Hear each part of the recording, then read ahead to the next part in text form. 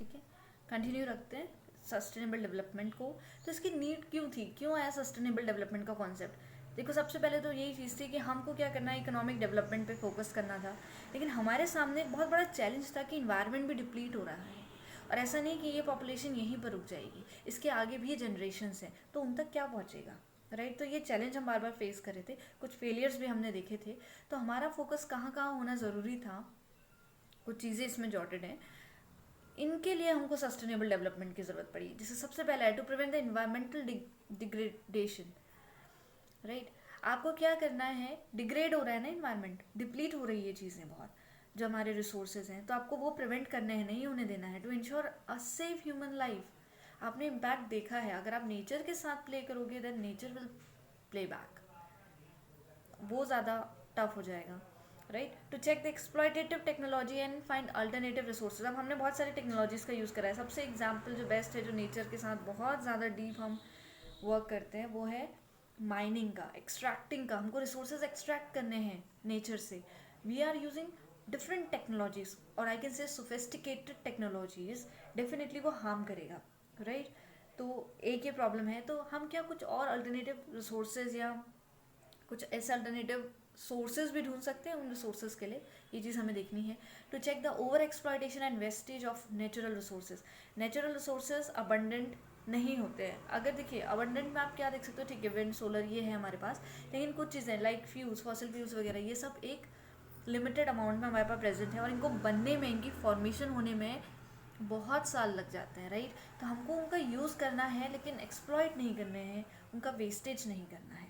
To regenerate renewable resource, energy resources, जो हमारे renewable है ना, रिन्यूएबल रीजनरेट हो सकते हैं, तो उनको हमें बार बार करना है, रिन्यू कर सकते हैं, हम बार बार यूज़ कर सकते हैं, सोलर एनर्जी, विंड एनर्जी, हम इनको यूज़ कर सकते हैं, राइट। तो यहाँ पे हमको सस्टेनेबल डेवलपमेंट की ज़रूरत पड़ी थी। Next topic is the concept of sustainable development is based on following principles. अब कुछ प्रिंसिपल्स हैं जिस पे ये बेस्ड हैं। सबसे पहले देखिएगा, integration of environment and economic decision. हमेशा याद रखिए, अगर सस्टेनेबल डेवलपमेंट करना है तो ऐसा नहीं कि अब मुझे नेचर ही बचाना है, नेचर तो बचाना है कमिंग जनरेशन के लिए, लेकिन साथ साथ मुझे इकोनॉमी भी तो अपलिफ्ट करनी है, तो दोनों के डिसीजन को मुझे जोड़ना पड़ेगा, इंटीग्रेट करना पड़ेगा। Second one, स्टूवर्डशिप। स्टूवर्डशिप का मतलब होता है आप एक केयर टेकर हो इन्वायरमेंट के, आप ऐसे एक्ट करो कि ह्यूमन ही इन्वायरमेंट का केयर टेकर है। Shared responsibility, accountability and decision making. जो आपकी अकाउंटेबिलिटी है, आंसरेबिलिटी है, जो आप दोगे किसी को, आपकी जो जिम्मेदारियां हैं और जो डिसीजन मेकिंग है वो शेयर्ड होनी चाहिए, आइसोलेटेड भी नहीं होनी है। प्रिवेंशन एंड मिटिगेशन, कैसे आप प्रिवेंट कर सकते हो इकोलॉजी को, कैसे कोई अगर डिजास्टर हो रहा है कैसे आप उसके इम्पैक्ट को मिटिगेट कर सकते हो, राइट, ये हमें फोकस करना है। कंजर्वेशन पे हमें फोकस करना है, ठीक है। वेस्ट को मिनिमाइज करना है, सबसे इंपॉर्टेंट, वेस्ट जितना कम हो हमारे लिए उतना अच्छा है। कैसे आप, तभी वेस्ट मैनेजमेंट का कॉन्सेप्ट भी बहुत ज़्यादा है ना, बहुत इंपॉर्टेंट कॉन्सेप्ट है। वेस्ट इतना क्रिएट हो रहा है तो उसको मैनेज करो, उससे भी कुछ प्रोडक्टिव क्रिएट करो। Enhancement of productivity, capability, quality of nature and human life, ठीक है। हमको प्रोडक्टिविटी भी बढ़ानी है, हमको कैपेबिलिटी बढ़ानी है, और अगर प्रोडक्टिविटी और कैपेबिलिटीज इंक्रीज होगी तो क्वालिटी ऑफ नेचर भी अच्छी होगी और ह्यूमन लाइफ भी अच्छी होगी। सिर्फ उन्हीं चीज़ों का प्रोडक्शन, ठीक है, जो दोनों के वेलफेयर के लिए यूज़ हो। रिहेबिलिएशन एंड रिक्लेमेशन, देखो ये सबसे इंपॉर्टेंट है। इसका मतलब आप सिंपल समझिएगा, जब हम माइनिंग वगैरह करते हैं तो कहीं ना कहीं लैंड हमारी डिग्रेड हो रही है, कहीं ना कहीं हम उसको हार्म कर रहे हैं, तो हमको उसको फिर से प्रॉपर यूटिलाइजेशन, जैसे वो पहले थी ना उस फॉर्म में लाना चाहिए, हमें वैसे वर्क करना है। जो उसकी फर्टिलिटी या जो भी वहाँ का पहला जो टेक्स्चर था वो हमें मेंटेन करना है। ऐसा नहीं कि आपने एक बार डिगिंग ऑफ लैंड आप करते रह रहे हो और एक पॉइंट ऐसा आ रहा है कि आपने उसको लीव कर दिया, राइट, ऐसा नहीं है। हमको ये भी ध्यान में रखना है कि अगर एक जगह नुकसान हो रहा है तो हम उसको ओवरकम कैसे कर सकते हैं, ठीक है। Next is components of sustainable development, बहुत इंपॉर्टेंट है, ठीक है, कि किस लेवल पे हम डिसीजन मेकिंग करें, कहाँ कहाँ हमें सोचना है। सबसे पहले अगर हम सोशल कंपोनेंट की बात करते हैं, तीन ही एलिमेंट है, social, economic, environmental. Social element पे देखते हैं तो सस्टेनेबल डेवलपमेंट को ध्यान में रखते हुए हमें क्या देखना है, सोसाइटी से रिलेटेड होगा। तो सोसाइटी में हमारे क्या होता है, वर्कर्स की हेल्थ और सेफ्टी पे हमें फोकस करना है। हमें ये देखना है कि जो लोकल कम्युनिटीज़ है उनका अपग्रेडेशन हो पहले तो, ठीक है, उनकी क्वालिटी ऑफ लाइफ यानी स्टैंडर्ड ऑफ लिविंग बढ़े। बेनिफिट्स टू डिसएडवांटेज्ड ग्रुप्स, जिनको अभी तक नहीं मिले, जैसे हमारे कुछ बैकवर्ड एरिया में भी रह रहे हैं लोग, तो लोग वहाँ ज़्यादा जाते नहीं है ना, इंडस्ट्रियल सेटअप है ना कुछ है, ठीक है। तो हमको क्या करना है, उनको भी कंसिडर करना है, उनका भी डेवलपमेंट का हमको सोचना है। देन इकोनॉमिक कंपोनेंट्स, अब हमको इकोनॉमी की तरफ कैसे ध्यान दें, सस्टेनेबल डेवलपमेंट आप सोचिए, ठीक है, माइंड में। इकोनॉमी में हमको देखना है कि creation for new markets and opportunities for sale growth. आपको इकोनॉमी डेवलप करनी है तो आपको सेल में बहुत ज़्यादा फोकस करना पड़ेगा, आपको रेवेन्यू जनरेशन फोकस करना पड़ेगा सबसे पहले, तभी आप फिक्स्ड कॉस्ट, वेरिएबल कॉस्ट को मीटअप कर सकते हो, अदरवाइज इट्स इम्पॉसिबल, ठीक है, to stand in a profitability situation within a particular region और अ कंट्री और पर्टिकुलर इकोनॉमी। तो for that business required sales opportunity, ठीक है। आप एनालिसिस करो, सॉर्ट एनालिसिस, पेस्टल एनालिसिस आप करो, उसके बाद आप देखोगे क्या मार्केट है, न्यू मार्केट हमारे पास अवेलेबल है, कैसी अपॉर्चुनिटीज़ हम प्रोवाइड करा सकते हैं। साथ ही साथ कॉस्ट का रिडक्शन इंपॉर्टेंट पार्ट है, through efficiency and improvement and reduce energy and raw material inputs, ठीक है। तो हमें इन चीज़ों पे भी फोकस करना है।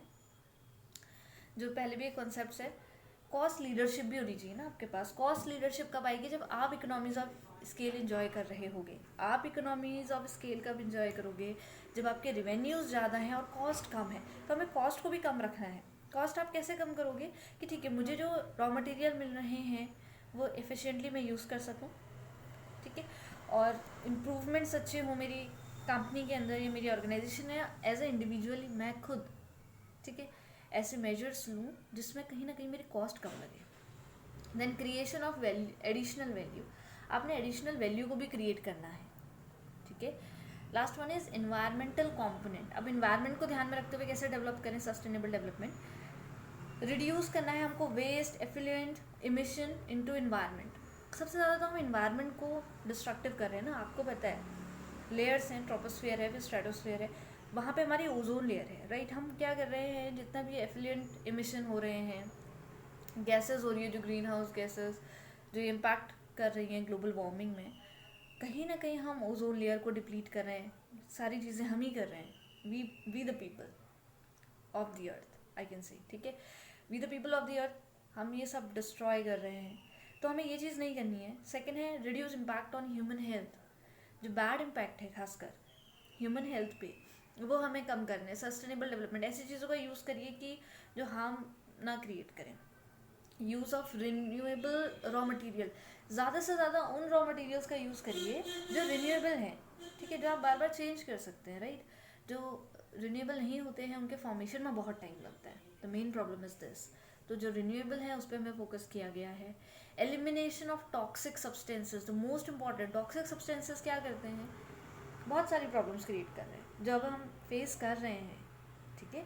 तो हमारा ड्यूटी है कि हम इनको कैसे ना कैसे एलिमिनेट ही करें, रिड्यूस भी नहीं, बिल्कुल एलिमिनेट टॉक्सिक सब्सटेंसेस। आप सबसे प्रोमिनेंट एग्जांपल आप प्लास्टिक लीजिए, सबसे ज़्यादा टॉक्सिफाइड है, तो हम उसको कैसे कम कर सकते, कम क्या, रिड्यूस नहीं, मिनिमाइज, एकदम eliminate, sorry, we can eliminate it, right.